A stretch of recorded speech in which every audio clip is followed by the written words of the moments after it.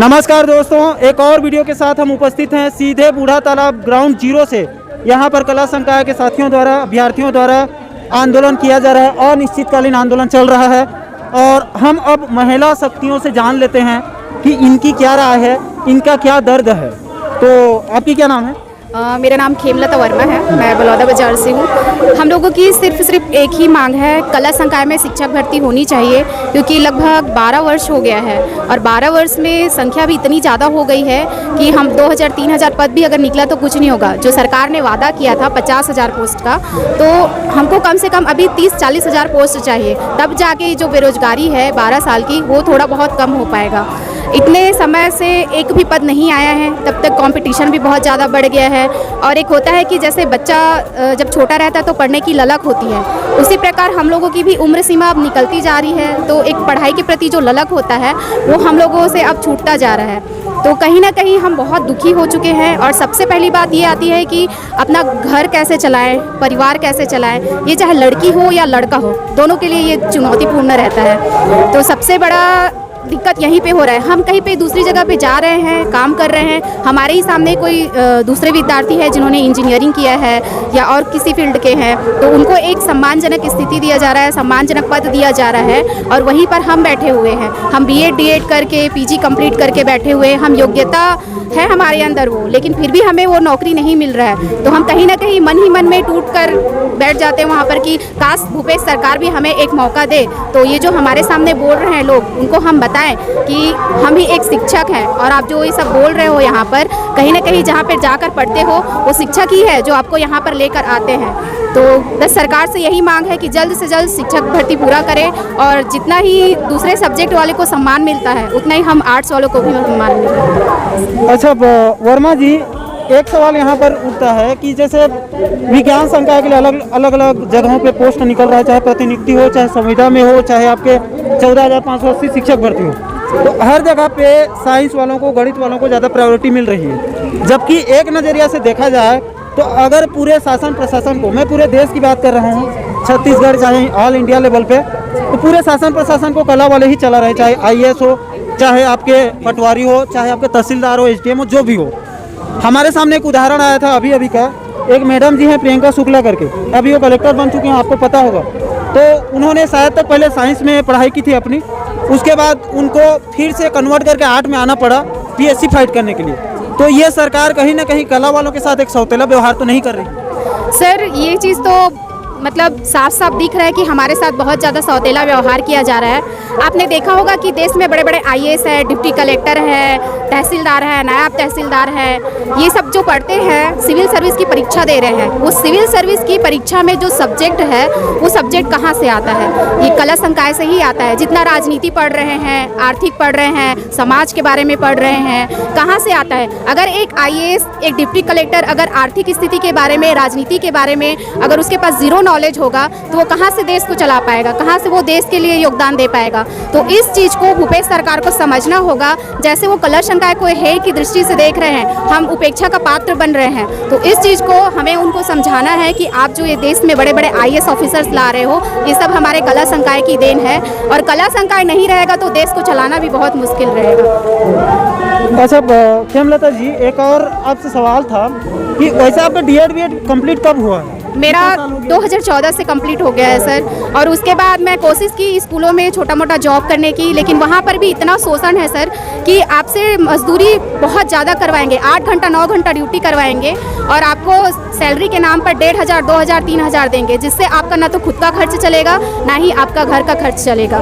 जिससे मजबूर होकर कहीं ना कहीं इंसान, अब उनको सर्वाइव करना है तो कुछ ज़्यादा पैसे की ही ज़रूरत होती है, तो दूसरे संभागों में जाते हैं जहाँ पर उनको मानसिक प्रताड़ना, आर्थिक प्रताड़ना, बहुत मेंटली टॉर्चर किया जाता है सर। तो इसीलिए हम लोग बहुत ज़्यादा त्रस्त हो चुके हैं। तो कहीं ना कहीं से अब हम लोग की मांग है कि जो सम्माननीय हम लोग को एक शिक्षक का पद मिला है उस पर हम लोग पदस्थ हों, और अपना जो भी परिवार चलाने के लिए जितना भी हम लोग को एक ज़रूरत पड़ती है तो उतना हम लोग को मिलना चाहिए। और सबसे पहली बात ये है सर कि ये ज़रूरी नहीं है कि हम सिर्फ और सिर्फ आर्थिक स्थिति मजबूत करने के लिए या एक टीचर का सम्मान पाने के लिए हम जाना चाहते हैं। हम इसलिए जाना चाहते हैं कि आगे चल करके जो भी बच्चे आर्ट में पढ़ाई करें उनका भविष्य उज्जवल हो, हम उनको अच्छी शिक्षा दें।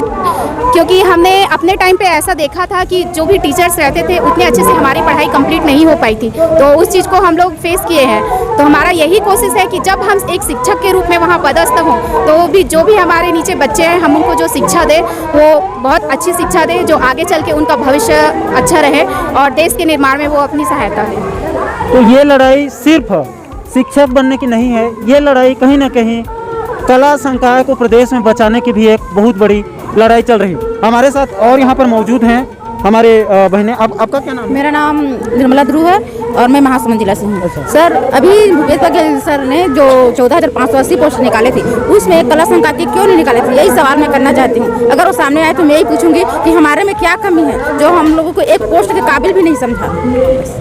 अच्छा मैडम, एक और सवाल था आपसे कि जैसे कि यहाँ पर कई जगह पर बोला जाता है अक्सर कि अगर कला में पोस्ट नहीं आ रहा है तो क्यों ना कला विषय को ही बंद कर दिया जाए, इस पर आपकी क्या राय है? मेरा भी यही राय है सर, अगर कला वाले को उसका काबिल नहीं समझ रहे हैं तो कला जो है उसको बंद कर देना चाहिए, आगे नहीं बढ़ाना चाहिए ताकि किसी और का भविष्य खराब ना हो। जैसे कि हम लोग अपना भविष्य यही थमा के बैठे हैं सर कि आगे क्या होगा निकलेगा कि नहीं, यही सोच के बैठ रहे हैं सर। तो मैं उससे विनती करती हूँ कि जल्दी से जल्दी पोस्ट निकाले। हम लोग मानसिक प्रताड़ना से पूरा झेल रहे हैं, रोने का मन भी करता है फिर रो भी नहीं पाते हैं, ऐसा हो रहा है। तो सर से निवेदन है कि जल्दी से जल्दी पोस्ट निकाल दें। तो यह है इनका दर्द, आप खुद देख सकते हैं।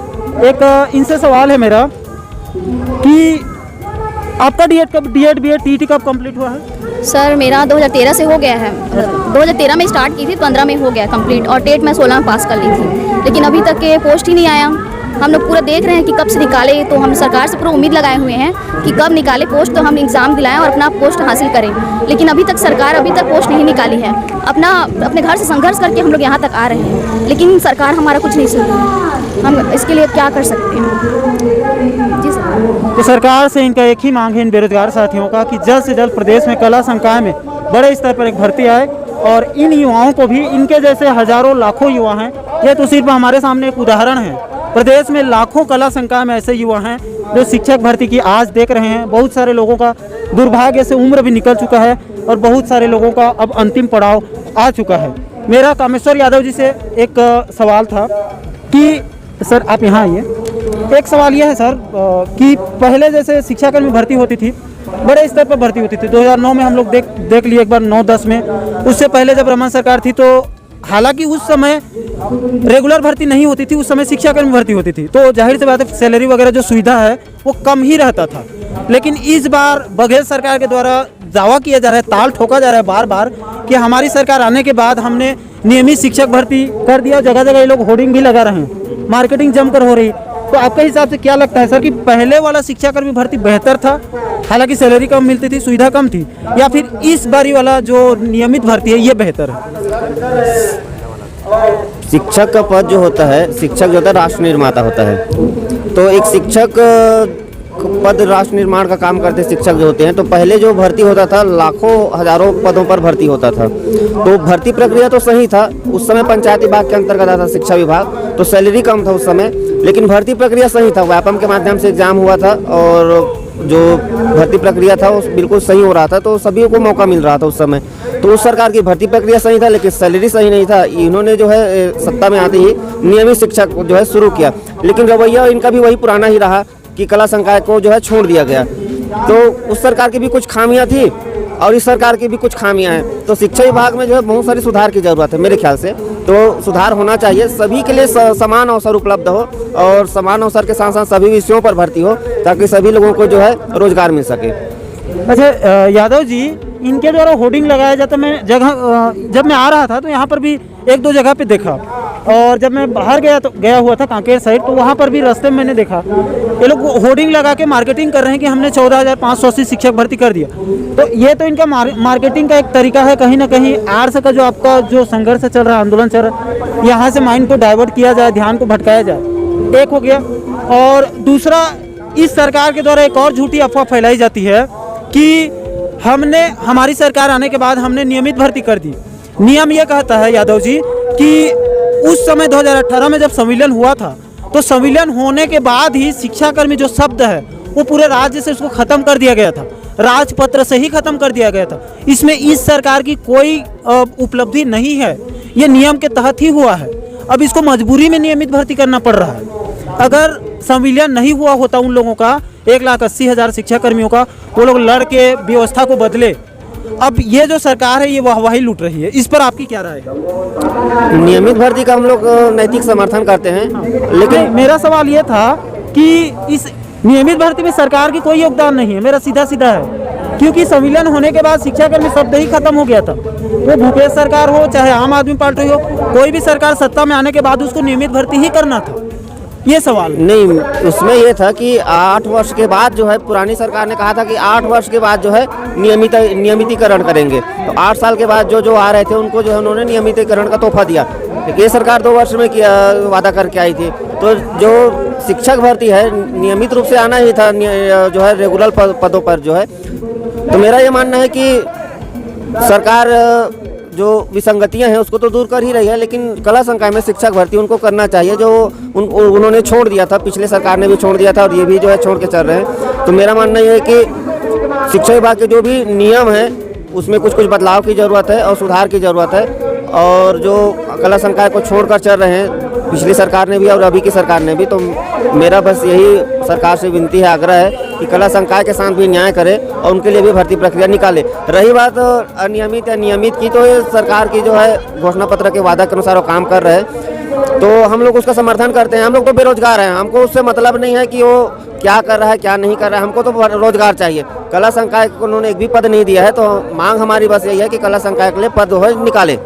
कहीं ना कहीं 2019 में जो 14,580 शिक्षक भर्ती है उसमें आप लोग अपने आप को ठगा महसूस कर रहे हैं? बिल्कुल ठगा महसूस कर रहे हैं। उसके पहले के सरकार ने भी हमको ठगा। 2018-17 में जो भर्ती आया था उसमें भी कला संकाय के लिए पद नहीं निकाला। इस सरकार से हम उम्मीद था कि सरकार बदल रही है तो कुछ नया हमारे लिए करेगी, लेकिन इन्होंने भी वही काम किया। तो दोनों सरकार ने हमको जो है धोखा दिया है।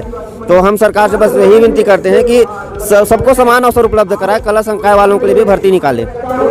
तो ये हैं हमारे साथ प्रदेश के कला संकाय के अभ्यर्थी और उनके जो अध्यक्ष महोदय हैं कामेश्वर यादव जी। इन बेरोजगारों का सिर्फ प्रदेश सरकार से एक ही मांग है कि 2012 से लेकर 2022 तक लगभग 11-12 सालों तक ये अपने आप को ठगा महसूस ही कर रहे हैं। बार बार प्रदेश में हालांकि शिक्षक भर्ती, प्रतिनियुक्ति भर्ती या संविदा भर्ती हो रही है, लेकिन कहीं पर भी कला वाले बेरोजगारों को मौका नहीं दिया जा रहा है। इसलिए इन साथियों का और इनके साथ साथ प्रदेश के लाखों कला वाले साथियों का सिर्फ बघेल सरकार से एक ही मांग है कि जितना जल्दी हो सके प्रदेश में एक बार फिर से बड़े स्तर पर शिक्षक भर्ती निकाली जाए और खास करके कला संकाय के बेरोजगारों के लिए उसमें ज़्यादा मौका दें, ताकि इन लोगों को भी एक बार अपनी प्रतिभा साबित करने का एक मौका कम से कम मिलना चाहिए। तो मैं लोकेश साहू सीधे ग्राउंड जीरो से राजधानी रायपुर से बूढ़ा तालाब से कला बेरोजगारों का जो आंदोलन है अभी इस वक्त चल रहा है, यहाँ से आप पल पल की अपडेट आपको शाम तक मिलती रहेगी। हमारे साथ आप जुड़े रहिए। कला संकाय हमारी भर्ती करनी होगी, हमारी भर्ती करनी होगी। भूपेश बघेल होश में आओ, भूपेश बघेल होश में आओ।